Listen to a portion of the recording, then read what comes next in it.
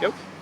Hey, welcome back to MobilityWOD. People are always asking us, what is normal range of motion? So we have a lot of passive correlates where, some good people have thought up, this is what we think is passive range of motion. Of course, we're only interested in what's going on with active range of motion, and ultimately what that active range of motion looks like in the context of actual human movement.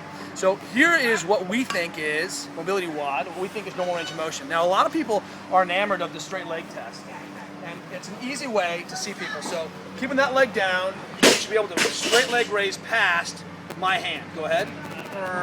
So without bending, he's able to clear that problem. Now, come on down. Now just overextend for me real quick, and try to do that same thing. So if I'm not accounting for a braced position, we'll often see neural dynamic changes. And we put it in past MWODs when I have the athlete, go and just lift up overextended for me. And both legs up overextended. There you go. And do it one more time. Good, come down. Relax for me. When I even do this correlate, which is hip crease below the knee, relax.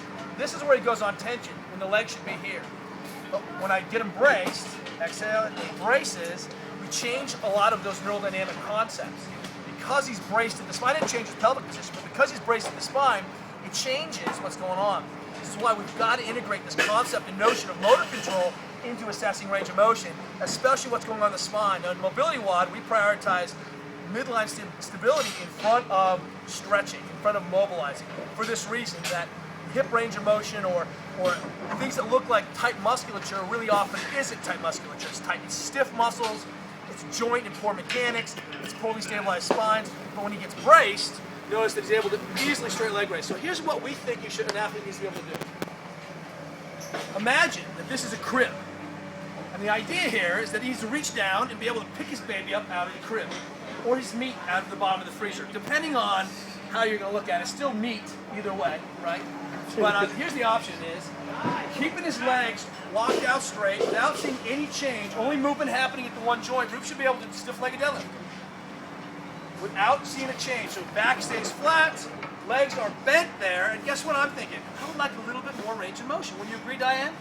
Yes. I think he should be able to get a lot of excitement going on in the background. Being totally braced, legs straight, you should be able to get all the way down and grab a bar as our baseline for where you should be shooting for range of motion.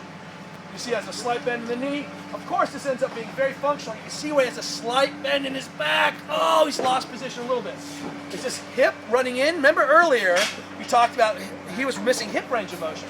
So as he gets to about here, boom, he starts to run into his own pelvis. That's the thing that's costing him some range, some of that anterior structures. This is why you've got to have full range of motion. Now take a look at this. One of the things we often see when athletes are pulling is they go and overextend for us. And now, see if we can go a little bit further. So what we see often is that athletes who are very mobile will overextend, and from across the room, you're like, God, that guy's back is flat. And look what happens. I'm able to overextend and pull myself even further. And so when people are usually showing this position, locked out, I'm in an overextended position, my belly's pulling me tight, and I have no tension in my hamstrings. When I put myself into a neutral spinal position, braced, load up the hips and hamstrings in neutral, this is my true range.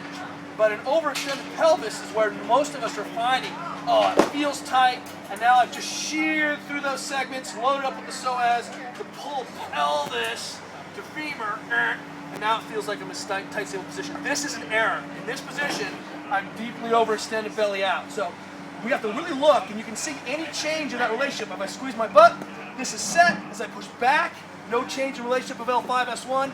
Keeps going down. I should be able to grab the bar. That's normal range of motion as expressed with straight leg raise. Make sense? Post your experience to comments. Are you normal or are you in-normal? In-normal, is that the right word? No, in-normal, not normal. Disnormal. A-normal? A-normal, there it is. See you guys tomorrow. A-normal.